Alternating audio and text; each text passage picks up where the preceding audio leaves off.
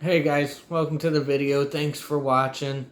In this one, we're gonna kind of go over the Rivermen, who they protected, who they didn't.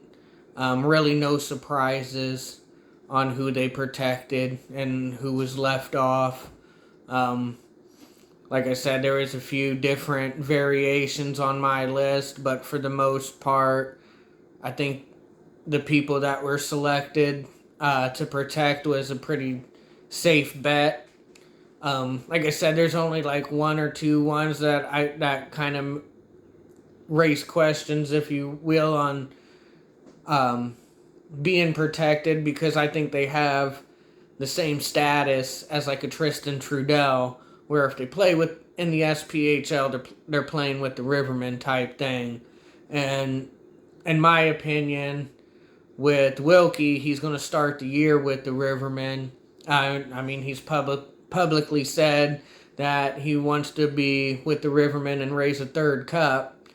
Well, you got to play in Peoria to raise a third cup, so that tells me Wilkie's committed to being a Riverman. So I was a little surprised to see that we used a spot on Wilkie. I mean, to me, that would just be like using a spot on Trudell. Like, you know they're not really going anywhere. And I put JMP in that category because I feel as if he's not playing with the Rivermen, more than likely it's because he retired. So that's kind of why I wonder why he was put on the protected list too. And, maybe you could have used those spots for players like Dante Zapata and Mears Moore. But then again, you don't know what their plans are for the future.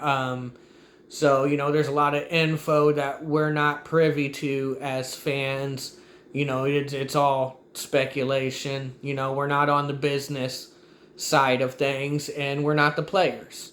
So, it's obviously they're the only ones that truly know what they're going to do, the players on the ice, and only the Rivermen know who they're, if they're going to ask them to return or not.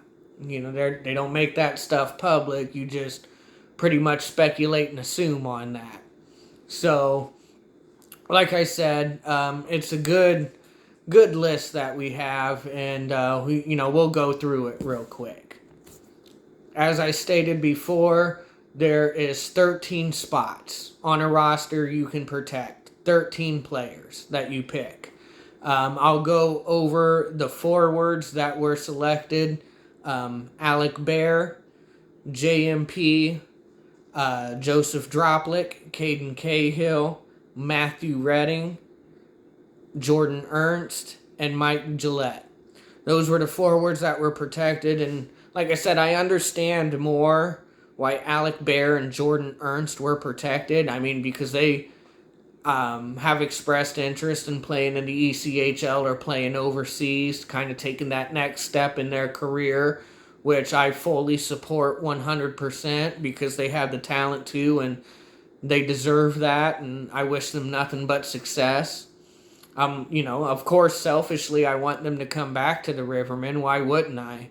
They're only veteran leaders on the Rivermen, point producers, and all around great individuals. So, obviously, I want them to come back. But we'll just have to see how that goes. Defensive players that we've protected, Rene Dadajanov, Zach Wilkie, Kale List, Chase Spencer, and Braden Barker. And we protected Latinovich, our goalie. So that's the 13 that was protected. And again, I don't think there's any surprises on the 13 players that were protected. I think that was very well calculated and very well done. Like I said, the players that were unprotected, Tristan Trudell, but he's committed to playing for the Rivermen. Mears Moore, Dante Zapata, Eric Dopp, and Nicholas Armatario have been left unprotected. And again, that doesn't mean they're, they can't be... all that means is they're free agents that can negotiate with anybody. I mean, technically, all those unprotected players could be playing in a Riverman uniform next season. Technically. I'm not saying that's what's going to happen, obviously. I'm just saying it's possible. So, again, just because they're left unprotected does not mean they'll never be a Riverman or they'll be playing elsewhere next year. I mean, they could. I mean, chances are, and we don't know if there's going to be anybody retiring or not, or how that's going to go again, because we're not the players. So, like I said, I would like to see Ryan Nolan come back, obviously. I think injuries really put a hamper on his rookie season. I mean, all he did was produce when he was out there with the Rivermen. So of course I want to see Ryan Nolan back. I want to hopefully see him more healthy and see what he can do in a full season. I wouldn't mind seeing Eric Dopp get a camp invite to make the team as the backup goalie and see how he does. I wouldn't be upset by that at all. I think he has great potential. Of course, Mearsmore and Dante Zapata. I mean, I'd like to see what they do with full years on the Rivermen. Now, like I said, tie-ins too. He didn't make the playoff roster. Technically he wasn't cut from the team. He just didn't make the playoff roster. So it's not like he was claimed by another team. But, he's unprotected and free to negotiate with anybody. He's not committed, so there's a chance you could see tie-ins back in a Riverman uniform. And we did waive Jason Dubé. He was waived, but he wasn't picked up by anybody. He wasn't claimed. So he is a free agent, free to negotiate with anybody. So, that would be interesting if he were able to come back to the Rivermen for a full year. I kind of looked it up. And Hockey Database and Elite Prospects still have, the last team to claim him that he's played for is the Rivermen. So, like I said, we'll see if possibly he gets a camp invite.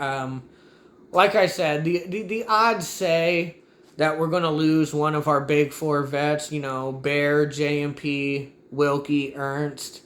Like, the odds say at least one of them isn't coming back, right? Very well possible. Don't know who's coming back for sure. Don't know who's going for sure. For all we know, and what would really piss the SPHL off, all the SPHL other fan bases, if all four of them came back to start the year with the Rivermen. And let me tell you, if Nick Latinovich, Alec Bear, JMP, Jordan Ernst, Wilkie all start the year with the Rivermen, I don't care how much you dislike the Rivermen, there's no way you can say they're not legitimate contenders to repeat as champions. They definitely had the talent, the experience, the leadership. They check all the boxes.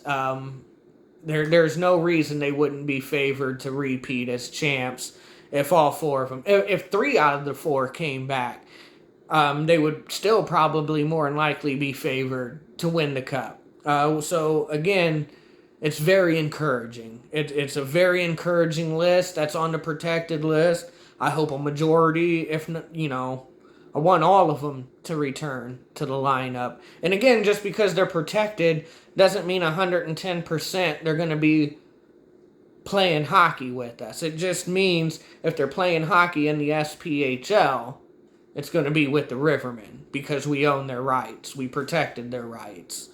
So, again, we'll have to see how the offseason goes, who commits to coming back. And like I said, I hope to see a majority. I hope to see all of them, like I said, return. But definitely hope to see a majority return to the lineup. And I would like to see, excluding Tristan Trudell, because I know he's going to come back. But I would like to see, like I said, a few of the unprotected players get camp invites to make the team and possibly come back in a Riverman uniform. So, with that, I'm going to go ahead and wrap up this video. Again, thanks for watching. It's much appreciated.